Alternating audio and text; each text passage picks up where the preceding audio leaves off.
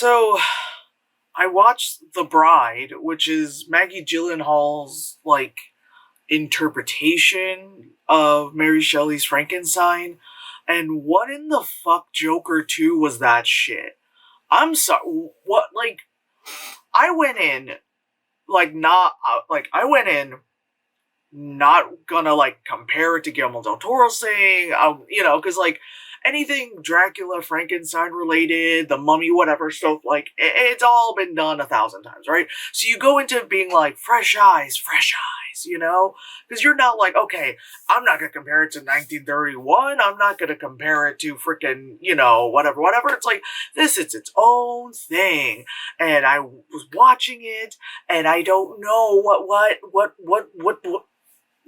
was, I can't even speak. What the fuck was that? What the fuck was that? So obviously I'm gonna go into spoilers. Jesus fucking Christ. So, what's her name? The fucking Jessie whatever. So Jessie Buckley is Mary Shelley. Is like narrator Mary Shelley, right? So she's there with her accent. But then she's like, I need to be alive for some reason. Or it's like, well, there needed to be a sequel to my story, but I've died. So what I'm going to do is possess this random woman in the 30s in Chicago, and it's like, Jessie Buckley's character was like, I'm American. Because every so often, I get really confused with the accents, but I have to remind myself when she's doing the when her accent slips up, it's not bad acting. It's because oh, Mary Shelley is coming through, It's like, okay, so yeah, Mary Shelley possesses her, so she goes from just being like, I'm just some girl in 1930 Chicago, I'm at a bar, yada huda fucking ha, to all of a sudden she's like constantly glitching. Sandwiches, pickles with the chips, and drinks, and it's like, okay, wow. So because she's all possessed by Mary Shelley, and then dudes around her are like, girl, you're acting really weird. So fuck it. They're like, you know what? You're gonna fall down a flight of stairs and die. And it's like, okay, cool. And then, Christian Bale, who's Frankenstein's monster, shows up, and normally Frankenstein's monster is called Adam, because Adam and Eve kind of stuff, but his name is Frank, which is fucking hilarious, because I get it, Frankenstein, let's just call you Frank, but God, all I'm thinking about is now he's like, it's always sunny, but anyway, so he's Frank, and he's also Christian Bale. And he's like, I need a bride. Again, accents everywhere. I need a bride, And he goes to this random woman. He goes to what the fuck is her name? I have to look it up. Goes to Annette Bening. That's it. I was like, I kept fucking up who she was. I was like, no, it's not Diane Keaton. No, it's not. I was like, wait, no, it's not, what the fuck's her name? It's like, nope. I was like, no, who is it? I looked it up, and I was like, oh, okay, she's freaking, it's Annette Bening. I was like, okay. Anyway, goes to her, and he's like, make me your wife, And I'm like, okay. So, of course, they just oh, we're just gonna dig a grave, And they dig a grave. It's Jessie Buckley, of course, her dead body. He's like, oh, she's so beautiful. She's way too beautiful. Again, accents everywhere. They bring her back to life, and if you've seen the promotional stuff, she's got the black smudge on her face. It was funny because when I first saw just images or whatever not of Jessie Buckley as the bride, I just thought it was images of Gaga at a gig, you know what I mean? Because it's very much kind of how she did her old stuff, which she's kind of come back and whatever. But yeah, the smudge, that's because the staining of the blah blah blah blah blah blah blah whatever. And so then they become kind of Bonnie and Clyde, where it's Frankenstein's monster just loves the cinema, and he just watches the same movie over and over again, especially by this well-known actor at the time, played by Jake Gyllenhaal. No surprise that she would get her brother, to be in a role. So he's just like enamored by it. And every time he watches the film, he like imagines himself like in the movie, like doing the dances and stuff. That's where I was like starting to feel like really Joker 2 with it, where I'm like, oh, okay, we're just having like random musical spots. Also, my wrist just cracked. Oh my god, I needed that. I like fucked up my wrist somehow. Also have a lot of paint on my hands, so if it looks like I got duty on my hands, it's not. It's brown paint. Anyway, I don't know. Anyway, so there's that, and it also kind of reminded me of Young Frankenstein, the freaking Mel Brooks movie, because they had to put it on the Ritz moment. I was like, what is going on? Like, this movie is also like referencing all like previous iterations of Frankenstein, not all, but like a few, like the old Universal monster ones, like I said, Mel Brooks and stuff. It's like you didn't need to do that. You didn't need to remind me of the better versions, like, and so yeah, like I said, they become like kind of like Bonnie and Clyde, because it's like, like a dude is like trying to grope her, and then like Christian Bale Frankenstein is like, no, and kill, and they're just kind of they go from Chicago, they go to New York, and I thought it was funny because like they're in Washington Square, and Christian Bale Frankenstein just like disrobes and like goes in the fountain to like collect coins and stuff, and I'm just kind of like, oh man, I know you're trying to make it like it's New York then, but to be that person, the fountain was moved like a decade ago or something, because like it used to be like the Washington Square Park. There's like an arch, right? There's an arch, and the fountain used to be kind of like a little over, right? If you're like walking into that, over there, and then they did this whole fucking thing where they like pretty much just like, I mean, it wasn't that easy. They had to like redo the fountain, so when you walked into under the arch, the fountain was right there, not slightly to the left. So I thought it was funny that they were just like, cool, we'll film it, and then yeah, I love how I'm just nitpicking on the slight anachronism of that, whereas like this whole fucking movie was just bullshit. Anyway, so oh yeah, and then so Frankenstein's monster like lies to her and was like, oh yeah, we were meant to have been married and we've been together forever, and then you had an accident, and then I brought you back to life, and blah blah. And she goes, oh really? Love you. It's like, oh wow, huh? Like, what? Huh? This is stupid. And like, not to be like, man, this is like a shitty like sequel to Guillermo del Toro's Frankenstein, but this does feel like when like a good movie comes out and then they do like the studio was like, oh, we gotta make a sequel, everyone likes it, but like no one from the original team, like they didn't have enough money to bring back everyone. It's usually like they can't bring back everyone, but they'll bring back like one person, just to have like a walk by scene where it's like, oh, like how like Tim Meadows was the only one who returned for Mean Girls 2. You know what I mean? Like that kind of shit. Like, oh man, Guillermo del Toro's Frankenstein, amazing. And then it's like the straight to DVD, like back in the 90s when they had like the sequel that would like just come on Showtime or HBO, and you're like, oh my god, it's a sequel to that thing. Oh, it's so cool. I get to watch it at home. I don't have to go to the movie theater. I don't have to go to a Blockbuster Hollywood Video.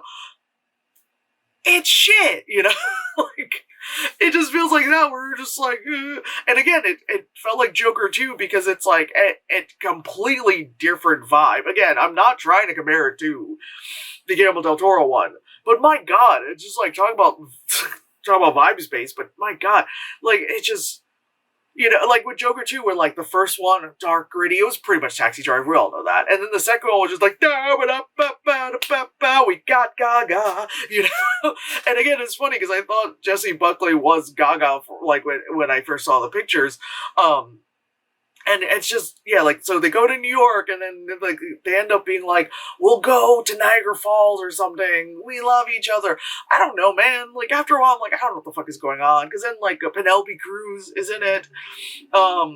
she's there. She's a detective, but she keeps being referred to as a secretary because the 1930s. Because they're like, who allowed this woman here? And she's just like, I'm a woman with a brain.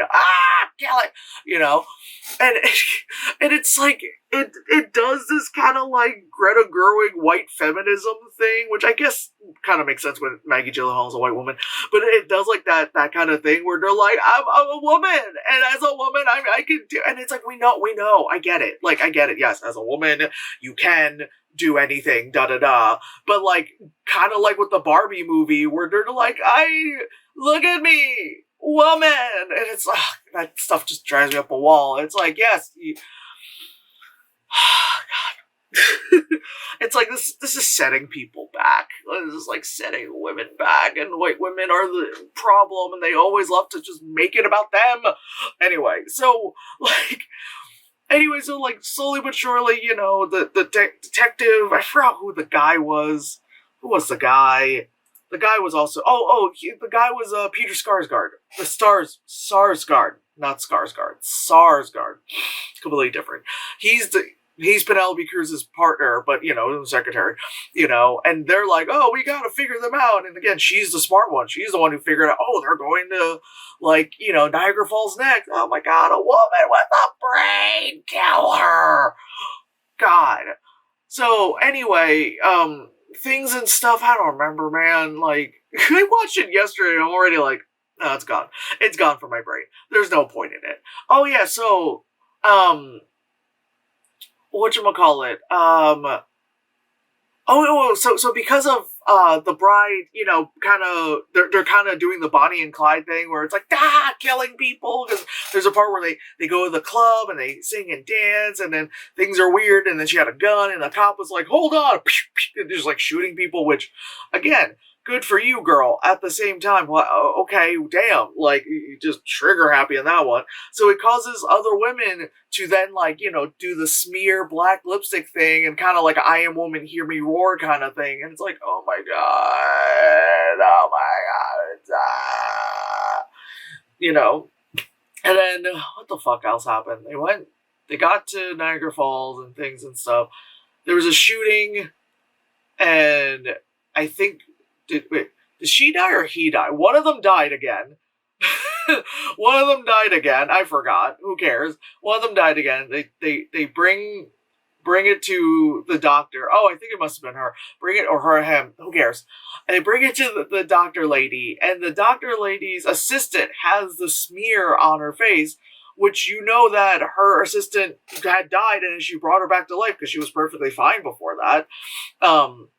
And so then they were like, well, we can't bring this person back again. We can't do it. And it was, the end. Man, towards the end, I just kind of like, I just checked out. You know, I definitely checked out. Like, I think once they got to, like, Niagara Falls, I don't remember what else happened. I was just like, this is so stupid. I think because I just kept thinking the entire time, we're like, why am I watching, like, Frankenstein Joker 2, you know, like, why is this happening? Why is this, like, goddamn, you know? And it's so funny because I read that this movie was supposed to get picked up by Netflix, and then, like, there was some, like, you know, disagreements between Maggie Gyllenhaal and the Netflix people and all that stuff, so Netflix was like, bye, you know. And then it's funny enough, because then you're thinking about it, like, you know, freaking Guillermo del Toro Frankenstein got released by Netflix, and woo, you know,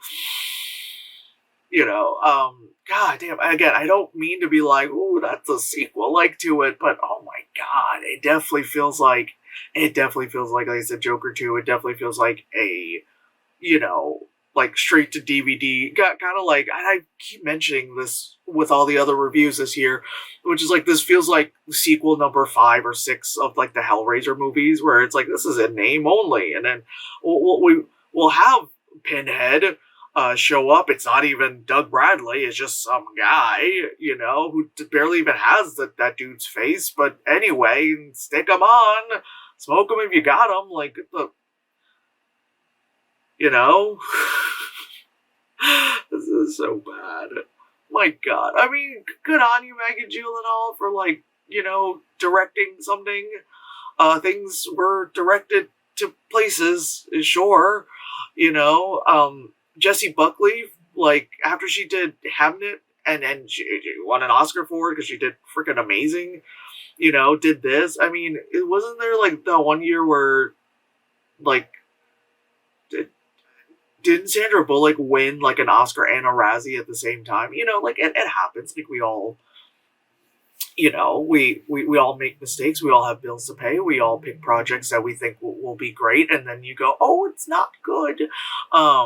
Christian Bale, he just does whatever the fuck he wants because he's Christian Bale. So, he's no longer Batman. So what might as well be, Frankenstein's monster. And I think he was like interviewed about like that. He was like, oh, like, how do you think there's competition between your movie and Guillermo del Toro's movie? And I think he was like, oh, it's not comparison. Again, his accent goes all over the place. I think he was just like, oh, there's no comparison. It's all its own standalone thing. I think he knew. It wasn't like good. You know what I mean? He was just like, he's like, I'm not striking gold. I'm not having like another like machinist go on. This is probably more in the vein of like Equilibrium. Although Equilibrium was like at least fun to watch, as ridiculous as the gun kata shit was. You know what I mean? Like at least Equilibrium was interesting. It was like, there was like, oh, this is ridiculous, but I'm here for it. Whereas this was like, this is ridiculous. I want to leave. And I watched it here at home. I was like, let me leave. I'm going to leave. And I get up and, nope, click out of it. But anyway, yeah, so this was not good. Especially, I feel like if Guillermo didn't put out his movie, this would still suck. But it wouldn't be such like a harsh, like, oh, that's so bad, oh my god. Remember, like, was it like a decade ago? There was like there was like 2 to 3 different Robin Hood movies coming out, and technically, like, even in the indie scene or something, it ended up being like 7 Robin Hood movies coming out within like the span of like 6 months or something. It was fucking crazy. I don't know. It's really clicky. Okay, I hurt myself.